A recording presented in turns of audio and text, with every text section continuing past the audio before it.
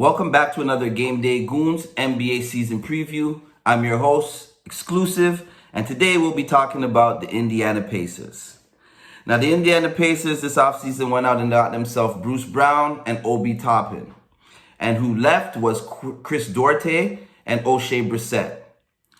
Now, when they signed Bruce Brown, I was like, 2 years, $45 million, that's a lot of money.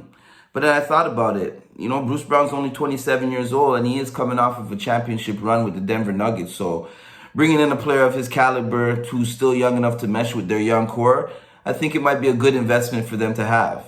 Because this year they also drafted Jarris Walker with the 8th pick, Ben Shepherd with the 26th pick, Mojave King with the 47th pick, and Isaiah Wong with the 55th pick.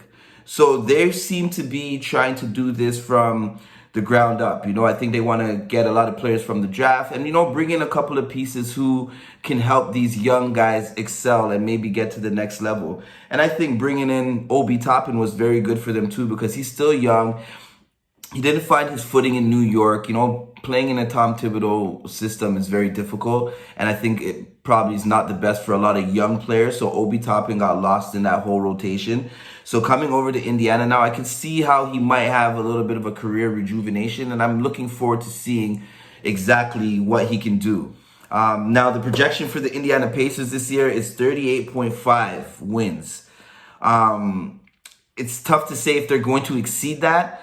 I definitely think that they are going to be a play-in team. I think they're going to maybe, you know, squeegee in the bottom, maybe 10th, you know, just slide in there. Maybe 9th, depending on what other teams are doing. Like, we still have to look out for other teams like Philly and see what's going to happen over there and if they're going to compete. Will Harden put on the suit and not play? Like, we'll see. So a lot of things are going to determine exactly where Indiana finishes in the conference when the playoffs come. But I definitely think they have enough pieces to be a play-in team. I like the improvements. I like the development of Tyrese Haliburton. I think he is a young stud. He is definitely one of the better young stars in the league, soon to be superstar. He had a very good FIBA tournament for Team USA this year, and I really like his outlook and his demeanor and his temperament. You know, it's proper. He doesn't look like a player who's rushing or moving or doing anything out of pocket. He just plays within the game and within his game. And that's what I really like about him. They got a couple of fantasy relevant players. Myles Turner, Tyrese Haliburton. Bruce Brown is pretty relevant. They got Buddy Hield and Mathurin. Now, Haliburton is obviously their best asset. He has an ADP of 5.9, and he's definitely a guy if you don't take within the first 6-7 picks, especially in a dynasty format, you're crazy. He needs to be picked up. Even in redraft, he's going to do well for you. So I don't see why he should not be picked up in the top 10. Get Hallie in your top 10. Don't be a fool. Myles Turner has an ADP of 37.9.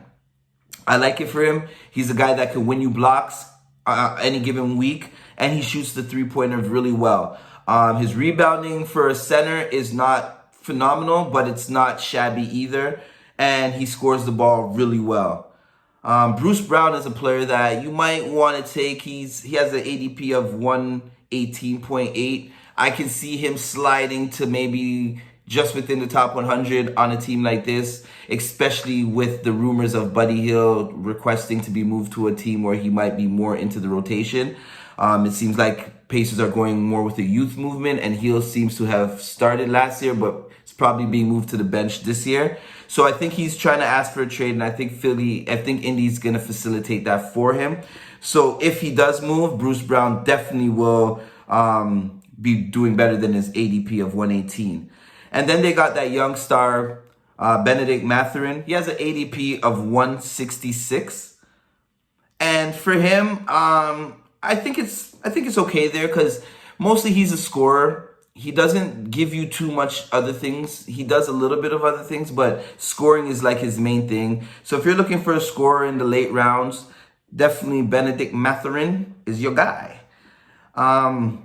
Indiana's outlook. I really do like this team, like I said, to get into the play-in.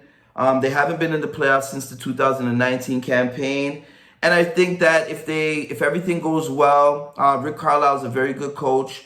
He can definitely get the most out of his young guys. So I think they'll definitely be a playing team this year. If I was to bet, I definitely have them squeegeeing in at the 10th, 9th spot. And I like to see it. I think Tyrese Haliburton is going to have even a better year.